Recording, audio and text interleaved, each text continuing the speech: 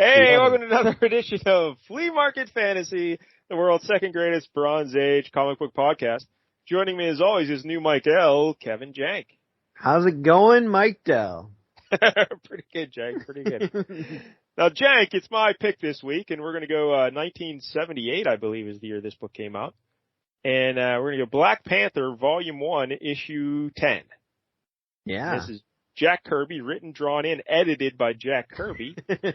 And did it all. and lettered and Yeah, he's doing everything. yeah. The reason I picked this, of course, is we're recording this right at a time when Wakanda Forever is coming out.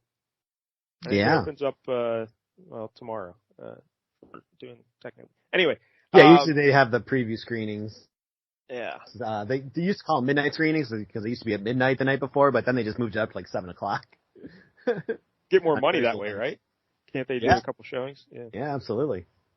So, I've heard good reviews from this. I think Rotten Tomatoes, it has it at 86. That was the last I checked. Yeah, I don't know. I think that's one of those movies that you can't really talk bad about or get in trouble. Chadwick Boseman sadly passed away. Yeah. So I guess the storyline in this book, or not this book, this movie, is that now his little sister is now going to be Black Panther? Yeah, I think so. That's a little weird because in that first movie, she was like a 16-year-old little smart aleck kind of girl, right? Yep. And now she's black. That is a little weird. But I guess I saw in the comic books that actually happened at one point. I think it's happened a couple of times, which is dumb because, like, they literally, I think, introduced her for the first time. Like, he didn't have a sister until, like, 2006. And then all of a sudden, oh, yeah, here's the sister, and she's going to be Black Panther. It's like, what the hell is this? Yeah, I guess in the comic books he went into a coma because he fought Dr. Doom, I think, or something like that. And she took over for a little bit. So now, I just read last night, I guess, during the production of the movie, she was in a real bad accident. Like some motorcycle mishap. And she shattered her shoulder and had a very bad concussion. So they had to shut down production for a while. So, they gave her a new shoulder made out of vibranium? Maybe. Hopefully she doesn't turn into a giant monster like the guy in this book. Yeah.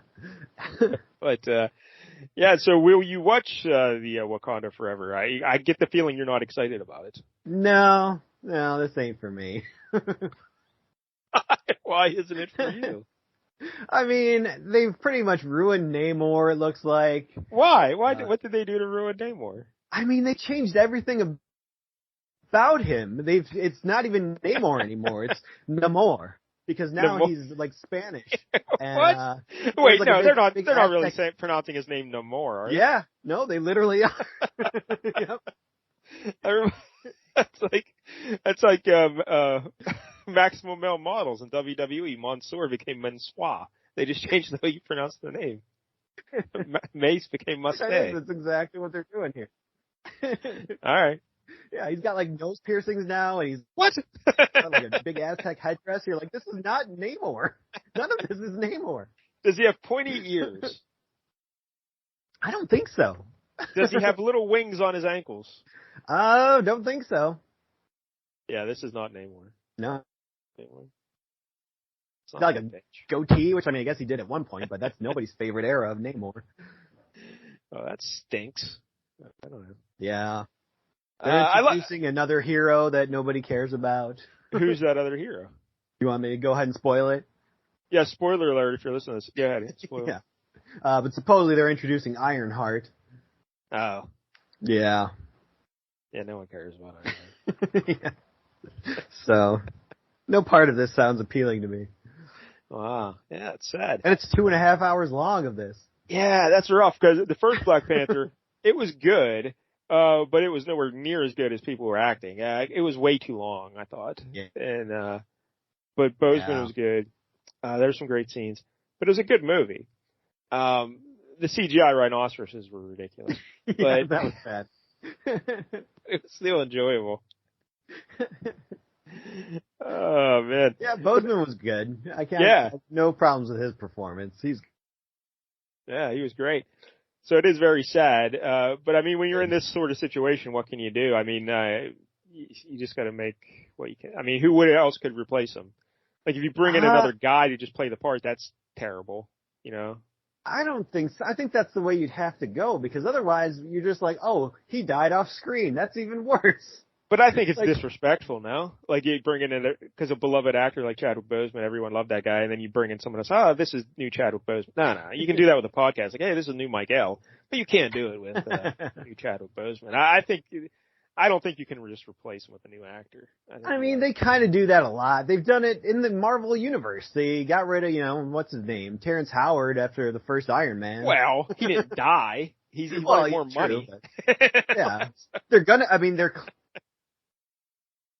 I think the actual William Hurt is what signifies it. William Hurt died, and he was Thunderbolt Ross, and they're supposedly getting Harrison Ford.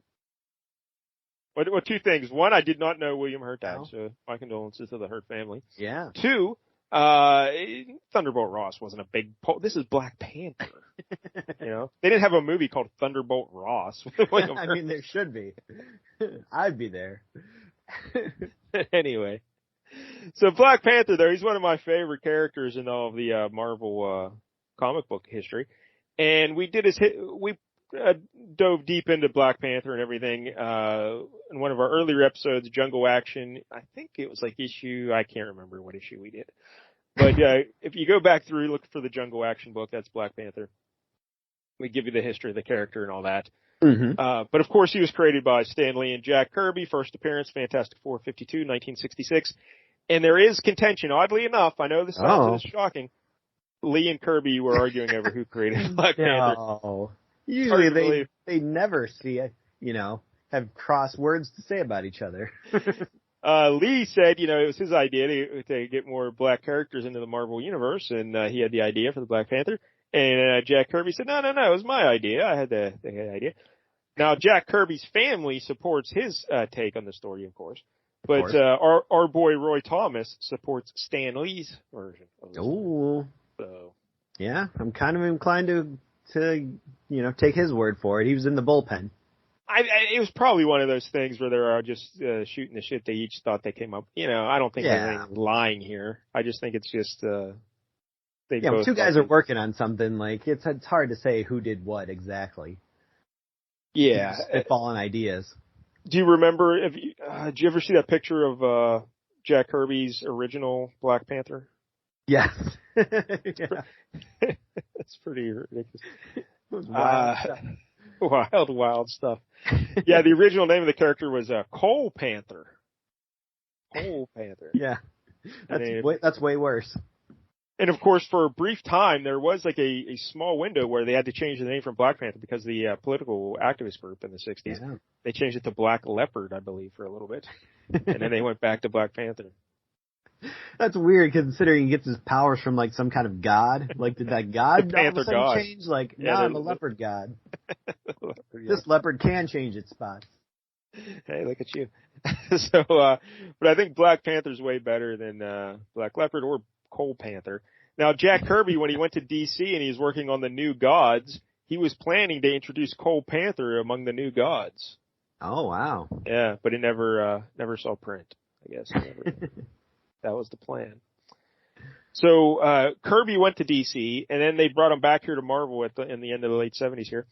And, they gave him a bunch of books to work. He was assigned to work on Black Panther. I thought, going into this, I'm like, he probably wanted to work on Black Panther because he created the character, he loved the character. But when he came back to Marvel, he wanted to work with new characters.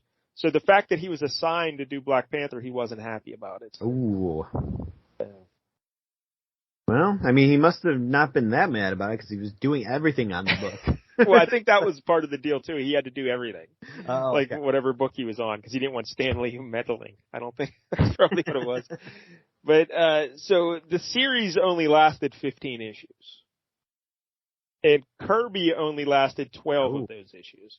And then after he left, Ed Hannigan came in as the writer, Jerry Bingham was the penciler, and Roger Stern was the editor. And, then the series was canceled at issue 15. But they had issues 16, 17, and 18 already done. So those issues were published in Marvel Premiere issues 51, 52, and 53. Oh, that's how Black Panther ended up over there. Yeah, I'm glad they at least got out there. That's cool. And then, of course, after this series was canceled, Black Panther, he went to the Avengers. He was in the Avengers a while, right? And then he didn't get his own series, though, until late 90s, or was it early 2000s? When did he become... I want to say there was a Black Panther series as part of the Marvel Knights thing in the late 90s, but maybe I'm... No, that sounds right. Mistaken. Yeah, like a limited series, maybe? Something like that. Yeah, that sounds right. Then it was more towards like the 2005, like Civil War era, when I know he definitely started getting more of like monthly ongoing books all the time. That's like when he married Storm and stuff like that. Yeah. But he's a great character, and I'm glad they brought him back. And the whole gimmick of Wakanda, this African nation that seems, it's just a poor African nation, but they got all the highest advanced technology ever, and they live in this secret world. That's pretty cool. I like that. So, yeah. Wakanda forever, Jank. That's what I'm saying. That's what I'm trying to say. The only like Black Panther run of any kind I've ever really sunk my teeth into was, there was this weird time in like maybe like 2010 or so, 2012, somewhere around there, where there was this big event where Daredevil like took over the Hand and was possessed by the Beast and stuff, and he became a bad guy basically, and then Wait. Can I stop you there? You said possessed by the Beast, like the devil, not Hank McCoy. Yes. Well, like the Hand basically worships the quote unquote the Beast, who was like some demon. Okay. Yeah. So yeah, he was possessed by that, and he died, and like Elektra brought him back or something like that. But while he kind of went off and tried to find himself again after this whole thing, he asked Black Panther for some reason to come watch over Hell's Kitchen. Yeah, seems weird. Yeah. That's a hell of a commute. For about a year there was no... From Wakanda to Hell's Kitchen every day. Like, when Daredevil was in prison before, he asked, like, Iron Fist to just dress up like Daredevil, which made sense, but now he's just like, hey, Black Panther, how about you do this, even though you're busy being a king of a nation? Like, why don't you come watch my neighborhood for me? Yeah, this shitty neighborhood in New York. Why don't you come on, hang out here, instead of being a king. Come over here, do this. So for about a year, they got rid of the Daredevil book, and it was Black Panther, Man Without Fear. And it was him in Hell's Kitchen. Wait. On the cover, it said Black Panther, Man Without Fear. Yeah, that was the name of the book. Oh, I had no idea. I knew that Black Panther filled in for Daredevil for a while, but I just assumed it was in the pages of Daredevil. Man Without Fear. I think they kept the numbering the same, but yeah, they changed it to like Black Panther. Oh, okay. Man Without Fear. That's still a little weird. So, I mean, any villain could just pick that up at the newsstand and say, hey, that's Black Panther. That's not Daredevil. What are we doing here? But yeah, it was a nice look at like him just kind of being a street level hero. It felt very Batman reminiscent, which is why I probably liked it more than the usual Black Panther adventures. Did any of the Daredevil villains notice, hey, Daredevil, why are you black now? Well, he was just Black Panther. He wasn't pretending to be Daredevil. Oh. So he wasn't wearing the red outfit. I pictured him in the red outfit. Nope. No, he was just Black Panther, but he was, watching over Hell's Kitchen. Stopping buggers and shit. All right. Well, that's not bad, I guess. Huh. Yeah, maybe I'll give that a whirl. I don't know. Yeah. It was interesting. But I like the Black Panther. So, all right, let's look at the cover here. I will say it's timely that I just spent money today in Marvel Puzzle Quest, this game I like to play on the phone, to get some Black Panther stuff. Well, I just spent money the other day to get some Black Panther stuff, and Marvel snapped. Marvel Snap, or whatever the fuck it's called. I love Marvel. You play Black Panther, he doubles his, or he goes from 4 to 10, I think it is. His power on reveal, or 4 to 8. I don't know, something like that. That's pretty good. Yeah, maybe it's 5 to 10. Yeah, that's what I don't know. I'm old. I can't remember these things. Shouldn't be letting old men play these games. Facts and figures. Yeah. All right, so let's look at the cover here. Black Panther, again, 1978, 35 cents. Up in the cover box, a great little shot of Black Panther there. Now that is clearly not Jack Kirby. No. That looks like Gil Kane? John Romita Sr.? Sure. Oh, it's tough to tell, because there's not a lot of details in the Black Panther, so it's tough to tell, Yeah, but he definitely doesn't have the weird kind of hockey mask look that that Jack Kirby gives him, where he kind of looks like Casey Jones almost in the face. Yeah, he draws Black Panther very weird. We'll get into that in a second. So we get at the top, Marvel Comics group, of course, and then the Panther returns to his jungle home! Exclamation point. Because I guess in the previous issues he was away from Wakanda. Yeah. Apparently, that's most of this issue is him trying to get home. I know when I did a Flea Market Fantasy column for Comic Book Syndicate, and I think I reviewed issue 2 of this run, and he was on his way to outer space. Because that's what you want when you're writing about a Wakandan king, to put him in outer space. Yeah, Jack Kirby's run on Black Panther is kind of a train wreck. But I think they actually did that again recently. Like, there was a whole thing where he was in space for the longest time. Oh, man. Yeah, they never learned. Good. That is not good. Don't do that. I don't want to see Daredevil in space. I don't want to see Black Panther in space. None of these people need to be in space. All right. So then the big thing here on the cover, we got Black Panther front and center there, and he's duking it out with some giant pink-purple monster guy in little white booty shorts. Yeah. Yeah. He's got such rippling thighs, he ripped the shorts right off.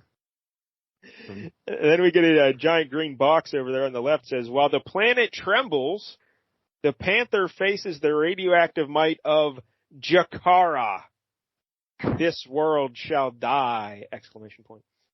And then we get like all kind of like radiation shooting off them, and it looks like is that supposed to be the world in the back? Yeah, it sure looks like it. The world's basically breaking apart, and there's like volcanic smoke coming out.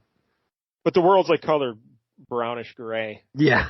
And there's all kind of Kirby crackle and stuff coming off it, and there's a bright red behind the cover or the title. Everything. Mm-hmm. So there you go. What do you think of this cover, Jake? This looks like one of those books that even though it's not very good, they'd put on the wall at the cover because it's Kirby, so it's going to be worth a little bit more money. But I don't know. His version of Black Panther is not great. I guess it's kind of cool to see these two guys just duking it out right in the middle there. But I'd like to see the monster's face. Yeah. Because we just see the back of his head, kind of like the side, and to be honest, though, his face isn't very good either. So, like, it's not the thing where it's like, oh, he's got a lot of character in that face. But still, I'd like to see it. Blank pile. I'd like to see it. Like his face should also be turned to the camera, like Black Panther's left fist pushing his jaw, so his face is up. But it's okay. Yeah. So let's talk about how Kirby draws the Black Panther. Now, Kirby in general, like I said, when I was a kid, I hated Kirby. Because I just thought, oh, he's terrible. This is awful. Like, I like Art Adams and guys like that. Oh, yeah. The older I got, I appreciated Kirby, his compositions and his energy and stuff like that. But, his figures don't look the best. No. They just do not. He's clearly very creative. He's created so many great characters. But I would say of most of those characters, I can't think of one where it's like, oh, he did the best version of it. Like, a random artist that you probably don't even know their name could do a better version of the Black Panther. I would say, yeah, that is true. Because, like, probably the closest one, I would say the Fantastic Four, just because, like, the feel that he gave to them, that's how I feel Fantastic Four should always be, like, just that feel he had when he drew that. Yeah. But, I mean, clearly more modern artists. Kind of. Yes, yeah. I think his style fit perfectly for them. Mm-hmm. But also the way he does the Black Panther here, you mentioned the face is always weird. He has giant white eyes with little black pupils. And he always looks a little weird, but I don't know. Sometimes he's kind of cross-eyed, yeah. Yes, cross-eyed is what I was trying to get at. That's what I meant. Googly-eyed. Kind of like the stickers with the googly eyes. You shake them up. Yeah. A lot of that. Yeah. And then not only like some parts of it are pretty solidly colored, but then like the gloves and the boots for some reason they're very like detailed, like with like they're ribbed. Like the gloves I kind of like that. They're ribbed for his pleasure. Yeah. But I kind of like that the gloves and the boots look like that. Also, we can't see them here, but in the book, I think we get a shot at like he draws the claws on the gloves weird. They're kind of like flat rectangular claws instead of pointy. Which is strange. Yeah. That's not a shape you want in your claws. Like, I guess perfect for, like, opening up, like, pop cans, You can get the claw in there, pop them open, but not really the damage. So anyway, there's the cover. It's a pretty good cover. Could be better. All right, so then we open up the book in the first page here. There's a big blue box at the top. It says, with the sleekness of a jungle beast, the Prince of Wakanda stalks both the concrete of the city, in Hell's Kitchen, like Daredevil, and the undergrowth of the veldt. For when danger lurks, he dons the garb of the savage cat, from which he gains his name. Stan Lee presents the Black Panther. Nice use of the word veldt. What is this, veldt? Edited, written, and drawn by Jack Kirby. Inked and lettered by Mike Royer. So Royer did the inking here. It looks like Kirby's inking. It looks like Kirby inked it, though. You know? But, So do you think Kirby's got such a distinct style, it's hard to have anybody else. Do you think Royer put in those distinctive, like, Kirby lines, or Kirby actually drew in the, you know what I mean, like squiggle, like, kind of lines for the ink? Yeah, I can see that. And then maybe the inker really was just going over it with ink, not really adding much. Colored by Roger Slifer. I guess that's an L-I, not a U. Yeah, Slifer. Don't know who that is.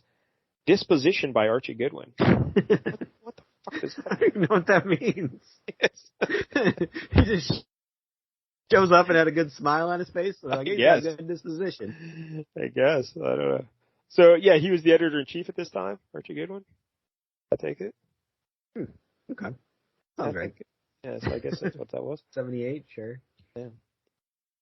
So, then we get a big splash page of Black Panther, and he's punching two dudes. They're wearing like, I don't know what they're wearing. They kind of look like Eskimos, but they're not, right? I don't know. I guess they're like old school aviators, you know, like Amelia. Oh, yeah. They got like fur around their neck and around the waist of their coat. And, they're soldiers of some sort, security of some sort. And, this is all yellow background on this splash. The Sudanese government, apparently, yes. Oh, fair enough. That'll work. And, Black Panther's like fighting them because I think at the end of the previous issue he was surrendering to them. He's like, "Hey, I'm going to surrender to you," and he's like, psych," and then he starts fighting them, and he doesn't have his mask down yet, so we can see T'Challa's face here. And, it's very strange. It's almost like T'Challa's face is coming from the middle of his body, and the Black Panther head is on top. It's a little weird, but he's fighting these guys, and it's Kirby, so some of it looks awesome, some of it not so much. But, pow. And then we turn to the next page, and he's still beating up these dudes. And now here's the thing about Jack Kirby. When he's a writer, big idea man, a lot of ideas, very creative. Sure. When it comes to dialogue, not the best. No, not so much. Not the best. Like they're just having these weird conversations as they fight, and but he's got to move faster than he's ever moved before. Yeah, he actually speaks those words. This may be the last chance I'll get to prove my to solve my travel problem, and to miss it is unthinkable. Zoc punches a guy,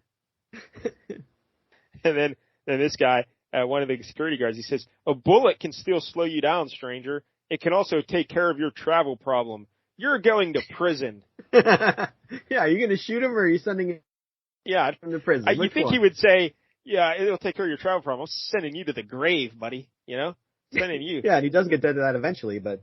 Yeah. And Black Panther's like, "Never." And then he says, "Then travel." Oh yeah, then he does say, "Then travel to the grave and trouble us no more." Black Panther. Let's just read the whole book. And then Black Panther dodges. And he dodges the bullets and he pulls his mask on and now we get the googly eye Black Panther there. They shoot the Black Panthers to strike at the wind. And that's not narration, that's Black Panther talking. Yeah, he's telling them.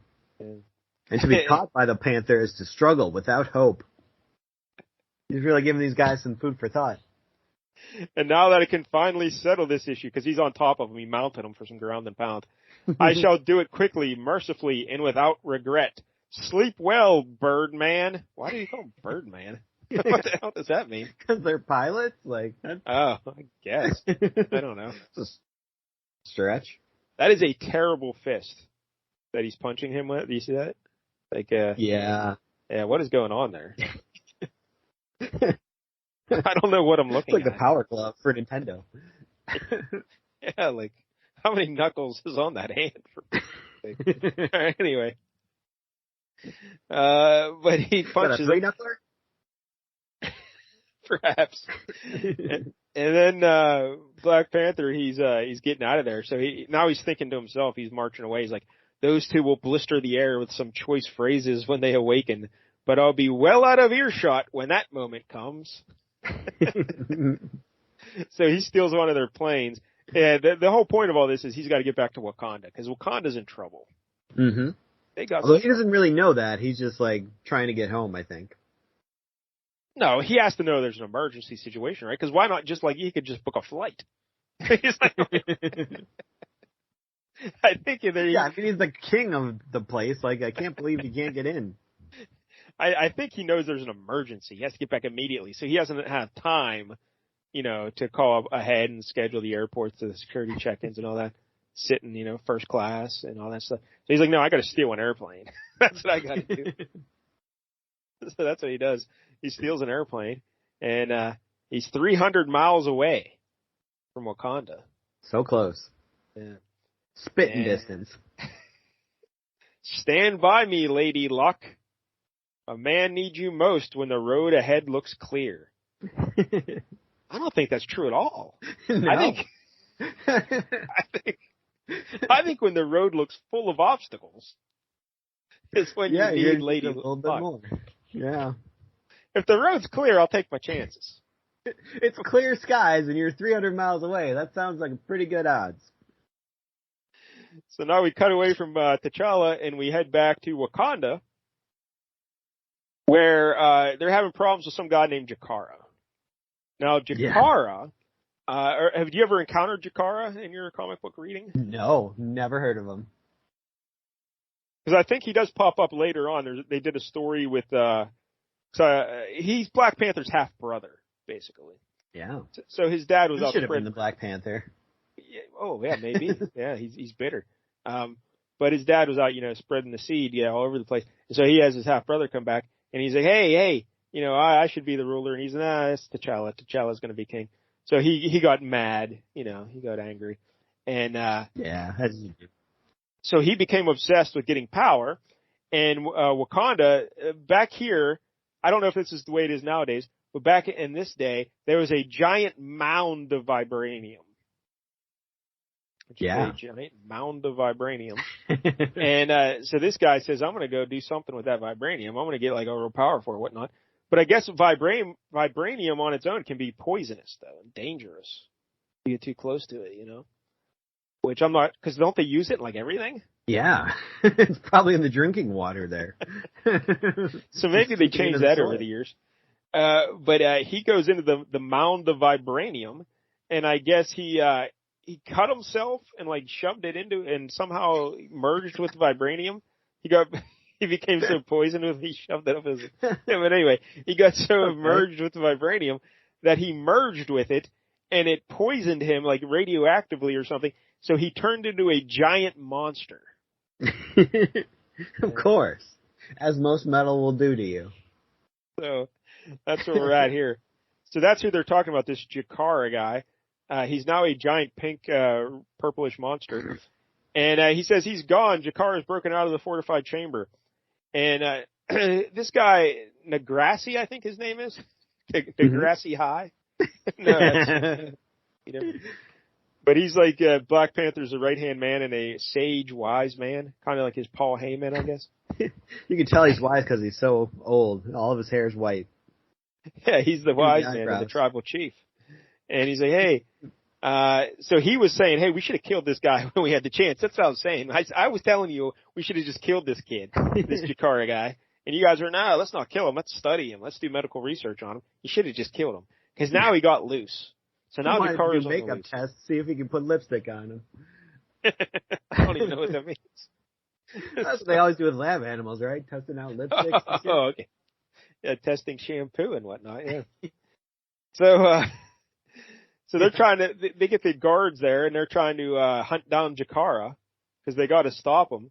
And then, cause Jakara, his plan is he's going to go back to the big vibranium mound. And cause he says he's going to get even more power. And he's just going to I don't know what he's going to do. But well, he doesn't really say that. He doesn't say anything, I don't think. Yeah, he doesn't talk. Yeah. He's a mute. Not the greatest of villains here. Not a lot of motivation or yeah, I guess how do they know what? They just know he's drawn back to the vibranium mound, and I guess they're terrified because they believe theoretically that he could set off a chain reaction in the because he will resonate with the vibranium and set off the sonic wave that will not only destroy Wakanda, it could shatter the globe. Yeah, will trigger all the fault lines and stuff. It is weird to me that there's another villain who basically has to do with vibranium and sonic waves. You already got Ulysses Claw. What do you need this guy for? Claw's one of my favorites, and Marvel's Snap. I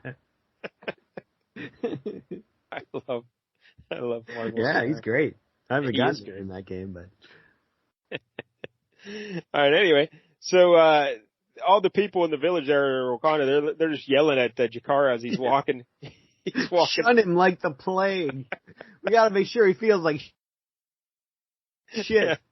Hey, it was his own choosing. He sought its power and became its slave. Look at him. He's no longer human. He's an alien as the metal that defiled him. Oh, my goodness. This poor guy. Yeah. Poor guy. He's being shunned. He kind of looks like he's a classic Jack Kirby monster. Kind of looks like the Thing a little bit. His hide looks very rough and almost like scales, like the lizard or a snake or something, kind of. But yeah, kind of like the creature from the Black Lagoon meets the Thing in some strange way. Except he's pink and purple or whatever. Yeah. How would you describe that color? It's pinkish purple. I'd say it's pink. Yeah. All right. So, hey, probably for Breast Cancer Awareness Month. See, they're too busy shunning him. They could have paid attention, and they would have saved a lot of ladies. He says if he reaches the vibranium mound, the ancient warnings will come to pass. So, I don't know how all these random people in Wakanda know this, but yeah. I guess yeah. Oh. That's probably in the newspaper every day. Hey, just be on the lookout. If this guy who only has been a monster for a couple of days reaches that mound, we're in trouble. So the army shows up and they start shooting him with cannons and whatnot. And then, but one of the guys says, "Hey, the vibranium change has given Jakara a new advantage. He's invulnerable to our weapons, and that's not the only change. Watch his hands. His palms are glowing like white hot coals." and he shoots flames out, right? Yeah. That's not what you want in your palms. That could be a lot of trouble. A whole lot of trouble. So he's like a living flamethrower. Now we cut away from that, and we go back to this guy here. Yeah. It's a weird little guy. This scientist has quite the perm. Yeah, Negrassi, the old wise man, Paul Heyman, he's talking to this fella. He's a little fella with a little tight afro, like a puffy tight afro though. Mm-hmm. And he's got 70s or 60s mod glasses. He's very hip, this guy. Yeah. And he's wearing this green smock that buttons up the side. So he's a scientist, clearly. And his name is Joshua Matobo. I like the Joshua. He's got one foot in normal society, and then he's got one foot in Wakandan society. I hope to God he's in Marvel's Snap. That's all I say. I'm sure he is. But he's a scientist, and he's the bright boy who thought, hey, I'm going to study Jakara, And Negrassi was telling me, so now Negrassi's there, hey, I told you should have killed that guy. He's like, I wanted to study him. This Joshua Matobo, he's part of the Wakandan royal family. He's related to T'Challa. I don't know the exact relation. Mm-hmm. I think they're cousins. I was trying to look it up. Oh. He's also a member of a group known as the Black Musketeers. Yeah, I'm guessing that's the group that we see in this next couple panels. We meet them. Because in the previous issue, I think they make their debut, the Black Musketeers. They're all T'Challa's relatives in the Wakandan royal family. I think they're all cousins. Okay. We're just kind of like the Jank family. Yeah. You know, you got 1,000 cousins. And we all dress similarly. Whenever we get together. Well, when they become the Black Musketeers, they wear these very colorful outfits. Different on the bottom. Like pajama versions of the Black Panther costume, But they're brightly colored, like red, green, orange. And then on the top, their heads, they wear the Black Panther mask, though. But that you can still see their mouths, though, right? Yeah, unlike the Black Panther, which is the full face. Yeah, they got the just kind of top head of the. Like a Daredevil, like a combination Daredevil Black Panther hat. And they put it on. And it's like if you were buying a Black Panther costume at the dollar store, this is what you'd get. And they're the Black Musketeers. Oh, that Jack Kirby. There was no off position on the genius switch. Black Musketeers. All right. So, but this Joshua Majobo guy, he says that while Negrasi's yelling at him, he says, "Hey, don't worry. I got it solved. I invented this thing, and don't ask me how I did it. It was unbelievably simple." See, it was a good thing I did all that testing on him because I figured this out. Kirby does not want to explain how he came up with this. It's just a magic thing, and if you stab him with it, it will destroy him. So that's all we got to do is just stab him with this anti-sonic toxin, of course. Oh yeah, an anti-sonic toxin. One of them deals. You fight Sonics with toxins. Oh, and look, here come in the other Black Musketeers. We got two fellas and an overweight lady. Mm-hmm. They're the other Black Musketeers. This is the B team. The Black Panther's not around. All right, so the one guy, he's got green leggings and arms and like a Black Panther body, gloves and boots and a yellow belt. The lady has like a lighter green arms and legs and an orange belt. And the other guy has orange arms and legs and a red belt. Yeah. Very colorful. It's quite the look, yeah. Black Musketeers. They couldn't even just pick one color for each of them. Yeah. So yeah, I guess when T'Challa's not there, you know, hey, it's up to the Black Musketeers to handle this, you know. Yeah. So we got to go. Anything, but you know, they're just as good. Yeah. Yeah, because I think the whole Black Panther situation is, you know, he has that magic herb, you know. And, he eats that ganja. Yeah, he eats that magic herb, and he gets real strong. They don't even have that. So Joshua, though, he tells how Chikara, if he gets the vibranium out, he could destroy the Earth, you know. And they're like, oh my God, the other Black Musketeers are like, that's horrible, unbelievable. He's not smiling, he means it. And then the lady says, I'm frightened, Joshua, terribly frightened. So Joshua takes off his mod glasses and then pulls on his Black Panther hat. You know, he's ready for business. So what do you think so far, Jank? You enjoying it so far? I mean, it's goofy. I'll give it that. It is goofy. So Black Panther, now we cut to T'Challa and he's flying his plane and he's right on the verge of getting to Wakanda. He's like right there on the boundary. But then who's this nation that's shooting this Air Force? I think it's still the Sudanese. I guess they're following him. The ones he didn't get up.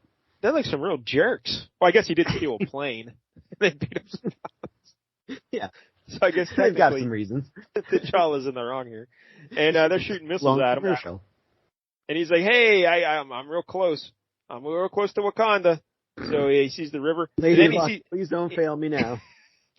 Yeah, well, Lady Luck was just there when things were clear. Now that there are fighter pilots shooting missiles at him, he doesn't need Lady Luck. But he gets to the Wakanda. There's a giant panther mountain. Is this in the modern versions of the book, Jank? I don't know. I mean, like I said, I'm mostly the one I read, but he was in Hell's Kitchen. So I don't know. But this kind of reminded me of Thundercats. Remember their fortress? I never watched Thundercats. Oh, man. We'll have to do that one time on this show.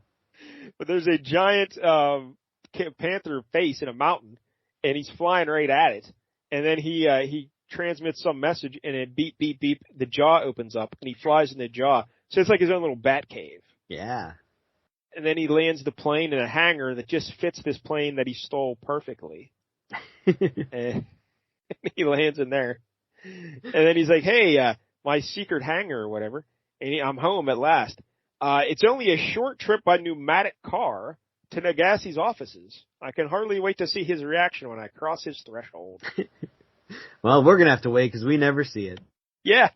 It's a very good point. We never see it.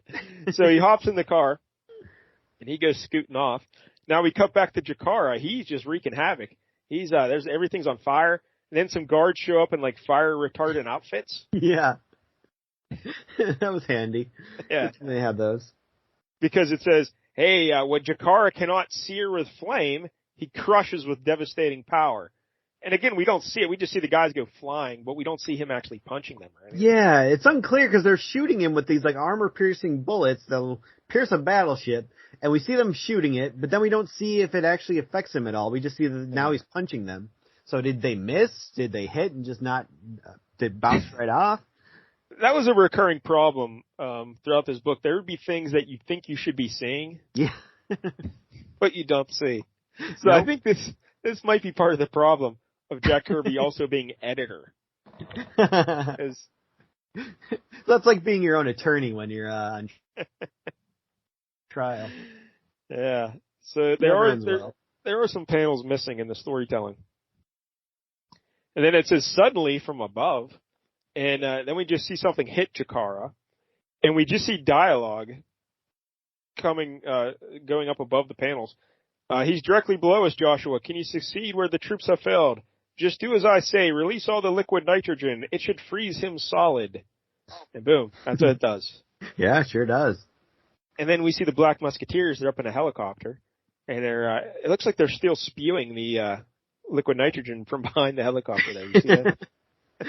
Or it's like pesticide. They're trying to, DDT.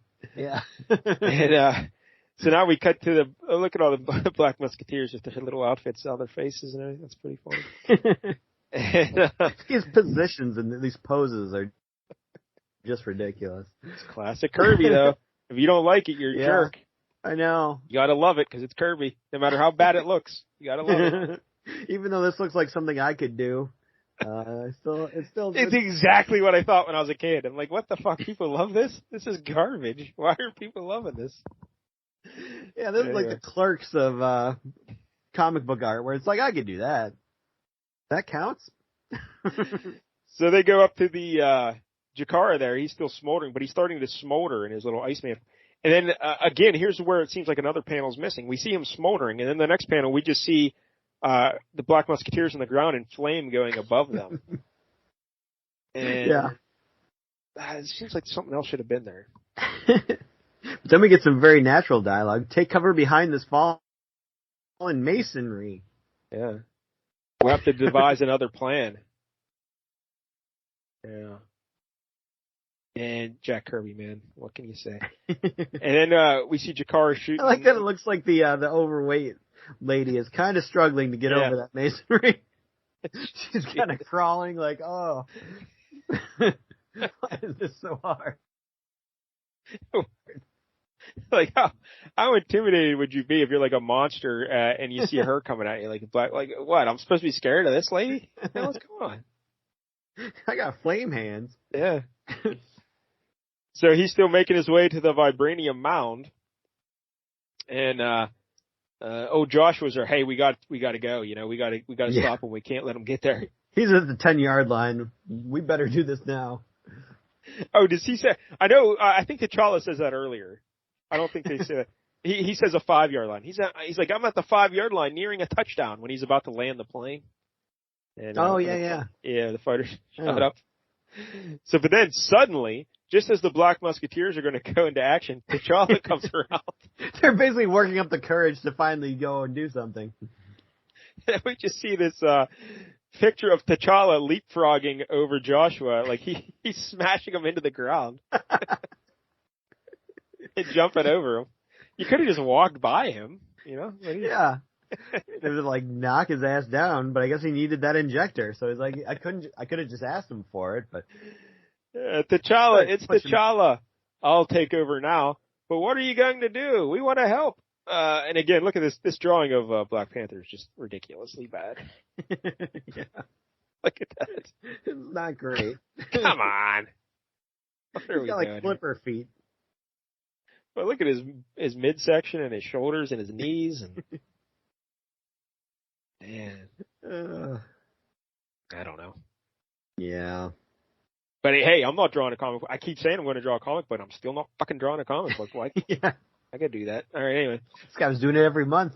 You still haven't done more. That's the thing. Why this doesn't look that good, because he was drawing so much. Mm-hmm. He wasn't just doing Black Panther. He was doing like 3 other books, right? Yeah. I think he was drawing covers. Yeah. He was doing 4 or 5 pages a day. Wow. You know? Like most people, if they do 1 a day, that's like huge. So, yeah. 4 or 5 pages a day, Jack Kirby. Every day. Just constantly. He's a machine. Yeah. So there's a reason it looks like this. But anyway, T'Challa steals, and he's in his Black Panther. He's in his outfit. Mm-hmm. So he steals the injector from Joshua, kind of like he took the baton in a relay race. And he's running down, and he's chasing after Jakara. And he's like, hey, there's Jakara. So he jumps on him. He gives him a diving drop kick into the back. And then he has him pinned on the ground. He's about to stab him in the neck. And take your medicine, Jakara.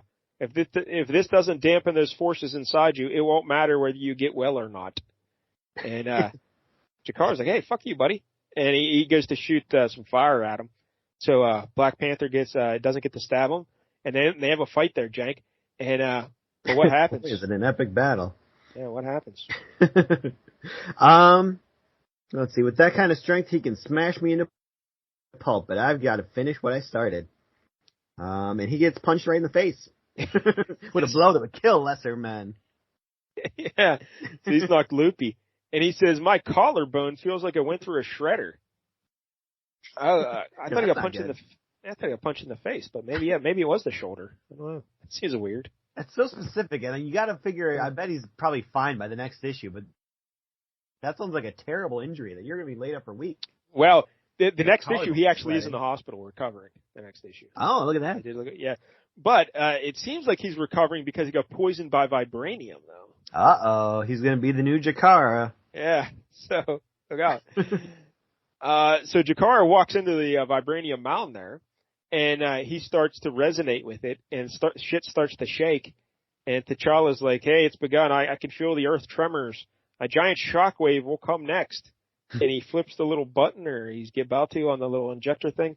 He's like, it's now or never. So he jumps.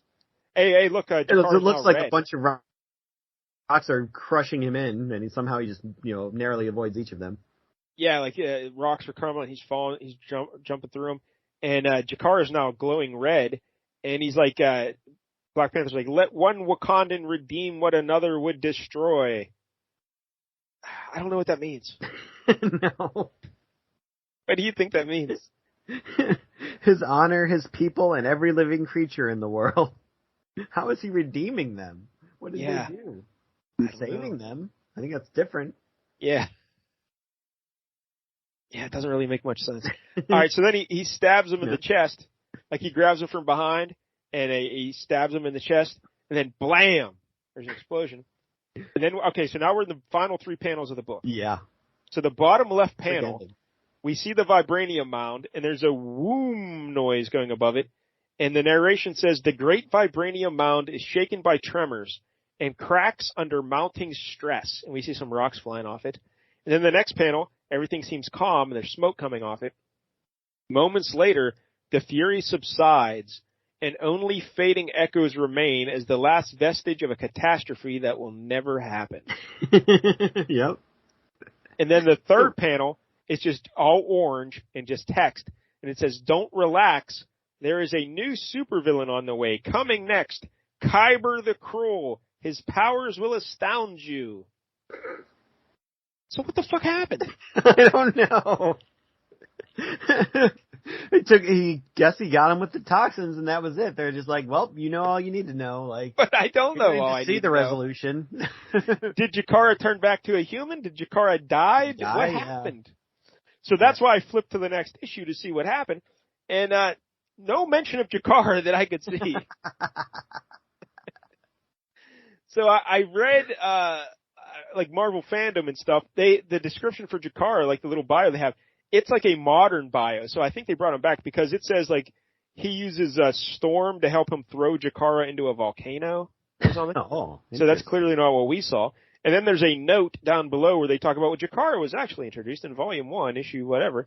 And they say in that story, Black Panther stabs him with anti-sonic, whatever, and kills him. So I guess he killed him. So there's no, I mean, I feel like last week Don the Lobster got a better funeral than the Jakara got, apparently. Like, at least the next issue they talked about his death, and he had like they had a funeral for Don. He had a picture of him. Yeah. That he looked at sadly. Because that redeeming line would kind of make sense if he's, I'm going to redeem what another Wakandan would destroy. If he meant, I will redeem you, Jakara, by saving you, while Joshua was or the other Wakandans wanted to kill you, you know? Yeah. But he kills him, though. Yeah, that was not spelled out in this issue at all. That's what's supposed to have happened. Now, maybe they mention him later in the end, like at the end of the book, but I flipped through like the first 12 pages or something. I didn't see a mention of Jakara one bit. But T'Challa is in the hospital and he's like recovering from the fight. And they think he might be poisoned by vibranium. They're concerned he might have psychic powers now. Because nice. he was having these vivid dreams. And I didn't read it. I was just flipping through.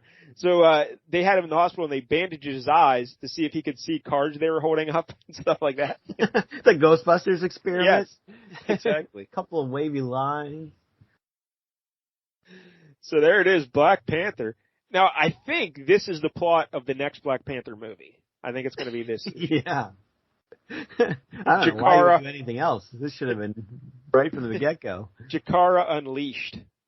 Yeah, apparently I'm reading this online. It says that Black Panther used a special injector that killed him by causing him to explode. Yeah, where was that? We see the mount stop vibrating. That's it. There's no explosion. Yeah, there. I figured it stopped vibrating because it knocked him unconscious, you know, or something, or B, he reverted back to his human form, or C, he died, you know, whatever. But we have no idea. It's like a choose your ending mystery. You just whatever you think happened. That is ridiculous. Yeah, like I thought, like when I flipped to the next issue, I thought, oh well, maybe they'll show him like carrying Jakara's body back to the village or something, like he's now human again or something like that. No mention of Jakara. Yeah, this is very anticlimactic. They really wrapped this thing up quick and without showing anything. It was a strange ending. Yeah, this is Kirby. Yeah, I don't know, man.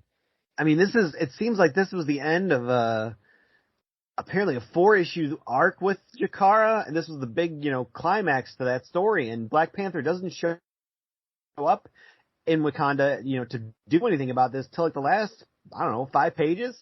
Yeah, he saves the day. It's mostly just him trying to get home. Yeah. Yeah. They're making travel plans. Like, there could have been a way to do that where it was funny, where it's just like, he's trying to get home and back home, you keep cutting to it, and like, everyone's just going crazy, like, it keeps getting more melodramatic every time, like, oh my god, we're gonna die, where is he? And then he's just like stuck in customs or something, just like, he's enjoying a martini, flirting with stewardesses. It's like a whole comedy thing, but that's not what this was going for. It was just kind of wasting time with him in an airplane, not really having that much problem, just having minor inconveniences the whole way. Well, I don't know. He had to steal a plane. Yeah, there's some guys, but like, I'm not really in any danger. But again, there's so much stuff missing in this, like him meeting with Negrassi, because there's a whole sequence where he says, because Josh was like, you don't know what to do, and he's like, no, Negrassi filled me in. He filled me in on everything. Don't worry. He told me everything. So it's like, oh, well, we didn't see that. No. Yeah. I don't know. Oh, this whole story just was wacky from the jump. Like, why would you do this way? Yeah. Didn't make sense.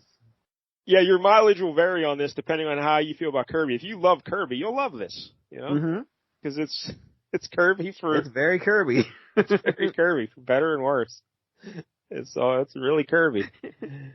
Yeah, he didn't want Stan touching it, but Stan probably would have had a little bit more plot. The dialogue would have been way better. Yeah. Yeah. That's the saddest thing, probably about the whole situation with him and Kirby is they were both way better together than apart, you know? Yeah. Like, neither one by themselves did right? anything of significance, really. Yeah, I mean, you know, people, Stan had Ditko to do like Spider-Man. Yeah. That's true. But I mean, but by himself, what you can't do. Anything. I guess some people like the New Gods and the Eternals or whatever, but sure. I guess. I don't know. Yeah. I actually did like the Eternals. When we did the Eternals issue on here, I did like that. I thought that was good. But this, you know, it's goofy. But it was fun, I guess. I don't know. Yeah, it was a light read. It didn't take me long, so I'll give it that. Yeah, a lot of some of these kind of drag, but this went by very quickly. This was just goofy dialogue, but there sure was a lot of that goofy. Yeah, I'll give it a 5 out of 10, just out of respect for Kirby. Yeah. Yeah, I would say I was gonna go like 4, but I'll go 5. I can give it a 5. Yeah, it's fine. I don't want to trash Kirby too much. Again, very creative guy for sure. Yes, very creative guy. Loved this Fantastic Four. Loved all the stuff he did with Lee. You know. Yeah. I don't know. And again, you have to put this in context. He was drawing so much. Yeah. So much. It does hurt that this was 1978. When you look at other comics that were coming out in 1978, like this seems like decades ago. This seems very dated. 60s. Yeah. Yeah.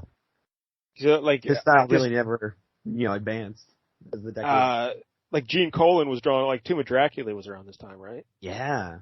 That was great stuff. So, yeah, it's whatever. Anyway, so if you like Kirby, you love it. All right, go see Wakanda Forever. Look for Jakara in there. Maybe Jakara might be in there actually. Like yeah, he could be like one of his little cousins or something. Hey, look, Jakara. Hey, Jakara. Maybe. Oh yeah. Why don't they bring that whole committee in? Yeah, you never know. Hey, I can't remember. Is Killmonger dead? Can't remember. Yeah, I think so. Yeah, they killed him. Let me just say this. I've said it before. I'll say it. Killmonger wasn't wrong. He did. He was right in everything he was saying. But anyway. Hey, on Marvel Snap, you get Killmonger. He murders every 1 power card on the board. Damn. All of them. Your team, their team, all of them. Wow. I don't have them though, but I can't wait till I get Killmonger because Killmonger was right. Have you come up against him a bunch? No, or maybe once, or I think maybe once, but because every once in a while, like just a random card will be pulled out from a deck for some reason, like different players have different powers, and or maybe I just saw a video of him playing because I did see him in maybe I haven't encountered Killmonger. But I did see a video of him in action. Oh, that's when you know you're really hooked on a game, when you're watching videos about it. I just go to the old subreddit there, and they got all these little things you can click on and watch. But anyway. All right, so Jank, next week it's your pick. Yeah, I mean, the 80s is usually more my bailiwick, but I figured we'd keep it in the 70s here. Yeah, I love the 70s. The 70s book this week. I'll also pick a 70s book next week. But we're gonna cross the aisle as I son of a bitch, new Michael. It's my job to pick our first DC book. God, I hate this already.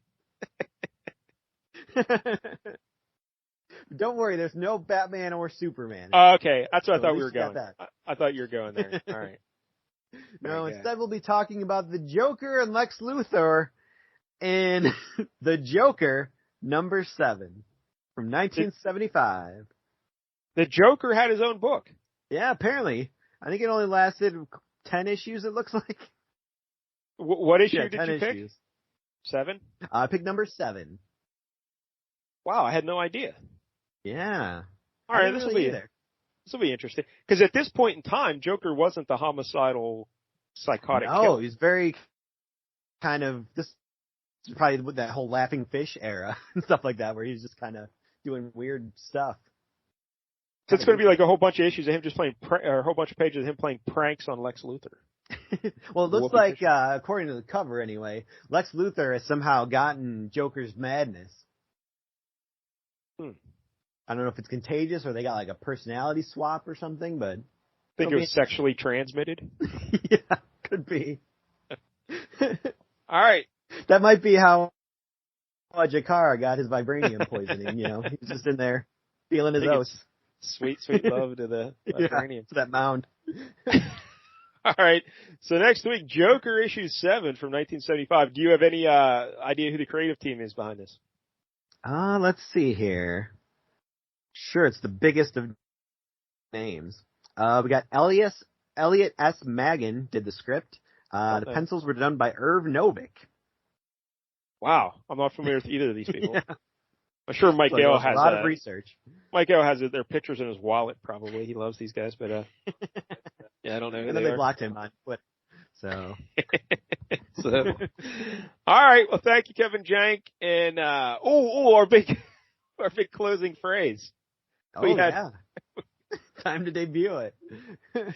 Yeah, last week's LCS Hockey Radio Show, I did a top 11 list of potential finishing phrases here for the closing little words of wisdom for Flea Market Fantasy, and I think we have a winner. I don't know, but I don't know if anyone who has this audience. I don't think if they were familiar with this backstory behind this catchphrase, but yeah, we'll try it out, see how it works. Yeah, we'll see if we get letters. All right. So until next Tuesday. Don't get any jank on you.